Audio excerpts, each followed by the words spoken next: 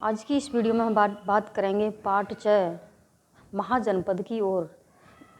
इसमें बात करेंगे हम 16 महाजनपद की, और 16 महाजनपद की जानकारी हमें किस किस ग्रंथ से मिलती है। फिर इसी के क्रम में हम बात करेंगे कि राजा का प्रशासन और समाज और लोगों में बदलाव किस तरीके से होता चला गया था। तो आइए हम बात करते हैं कि जैसा कि हम जानते हैं कि एक जनपद कई तहसीलों से मिलकर के बना होता है और कई जनपद मिलकर के एक प्रदेश का निर्माण करते हैं। ठीक उसी तरीके से प्राचीन काल में छोटे छोटे जो जनपद थे या छोटे छोटे जनपद मिलकर के एक महाजनपद बनाते थे। अब हम देखते हैं कि जन से जनपद कैसे बना। जैसा कि हम जानते हैं कि वैदिक काल में कि कुल और लोगों के समूह को जन कहा जाता था और प्रत्येक जन का राजा होता था। लगभग 600 ईस्वी में जन का राजा अब जनपद का राजा कहलाने लगा। जनपद का शाब्दिक अर्थ होता है कि लोगों का एक जगह पर बस जाना। तो अब हम आगे बात करते हैं कि बौद्ध ग्रंथ अंगुत्तर निकाय से हमें ज्ञात होता है कि गौतम बुद्ध के जन्म से पहले समस्त उत्तर भारत 16 बड़े बड़े राज्यों में विभाजित था। इसीलिए इनको 16 महाजनपद के नाम से जाना जाता है। और ये 16 महाजनपद जो थे इस तरीके से थे: कौशल, काशी, मगध, अंग, चेदी, वत्स, मल्ल और गांधार, पांचाल, अवंती, कंबोज आदि। इस तरीके से 16 महाजनपदों का हमें विवरण देखने को मिलता है। जैन ग्रंथ के अनुसार भगवती सूत्र में भी 16 महाजनपदों का नाम हमें देखने को मिलता है। ठीक इसी तरीके से पाणिनि के अष्टाध्यायी में 22 महाजनपद का नाम हमें मिलता है। लेकिन हम यहाँ सिर्फ और सिर्फ बात करेंगे 16 महाजनपद की। अब 16 महाजनपद में भी ये जनपद दो तरीके के हुआ करते थे।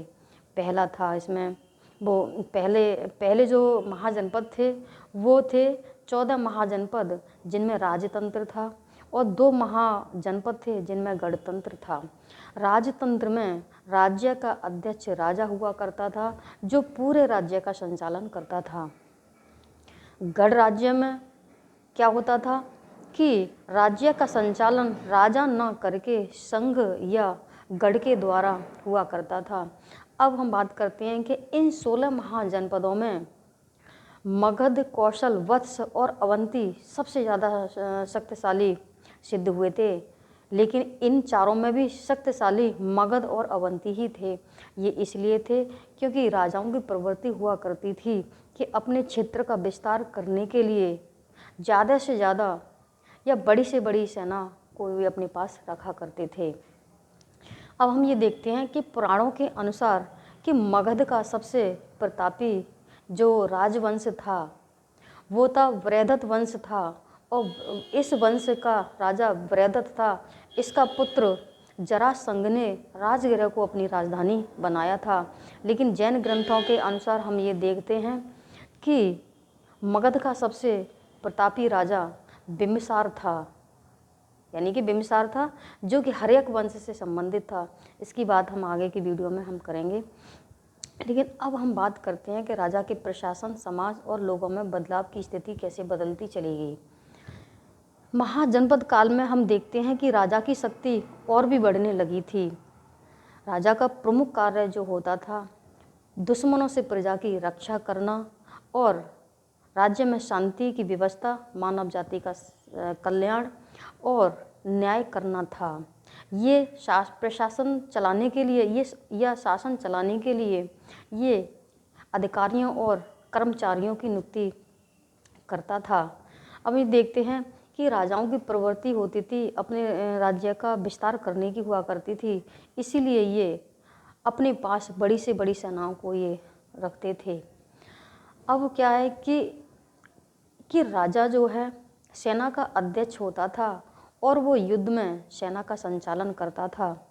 राज्य का खर्चा चलाने के लिए वह प्रजा से कर की वसूली करता था और व्यापार से भी उसे कर की प्राप्ति होती थी। बड़ी बड़ी सड़कों का निर्माण होने से व्यापार आसान और सुलभ हो गया था, जिससे उनके व्यापार में काफ़ी वृद्धि होने लगी थी। अब हम ये देखते हैं कि ईरान, मध्य एशिया, दक्षिणी पूर्वी एशिया से व्यापारी जो लोग थे हमारे भारत में आने लगे थे, जिससे शिल्पकार और व्यापारियों ने व्यापार के विकास के लिए संगठन और समूहों को बनाना शुरू कर दिया था। लेकिन हम आगे बात करते हैं कि इस युग में पहले की अपेक्षा एक बड़ा बदलाव हमें देखने को मिलता है, और वो था शहरों का विकास। ये शहरों का विकास प्राय शिल्प केंद्रों, व्यापारिक केंद्रों और राजधानियों के आसपास हुआ था। अब इसमें हम बात करते हैं कि आरंभ में कुछ गांव ऐसे भी हुआ करते थे कि जिनमें शिल्पकार अत्यधिक मात्रा में हुआ करता था या अधिक विकसित थे। धीरे धीरे ये कुशल शिल्प जो है एक ही स्थान पर आकर बसने लगे और एक ही स्थान पर कार्य को ये करने लगे थे, जिससे ये स्थान गांव और शहर में विकसित होने लगे थे। अब हम आगे देखते हैं कि ये कुशल शिल्प जो हुआ करते थे एक ही स्थान पर रहना पसंद किया करते थे। वो इसीलिए क्या करते थे क्योंकि आसपास के इलाकों से इनको कच्चा माल आसानी से उपलब्ध हो जाया करता था और इनसे बनी हुई वस्तुओं को ये आसानी से बेच दिया करते थे। अब हम आगे ये देखते हैं कि विभिन्न व्यवसायों में पुत्र पिता से ही सीखता था और आगे चल के ये व्यवसाय करता था। धीरे धीरे यह काम वंशानुगत हो गया था, जिससे समाज में अधिक जटिलता और कठोरता व्याप्त हो गई थी। तो हम आगे के वीडियो में हम मगध की बात करेंगे, उसके बारे में जानकारी देंगे।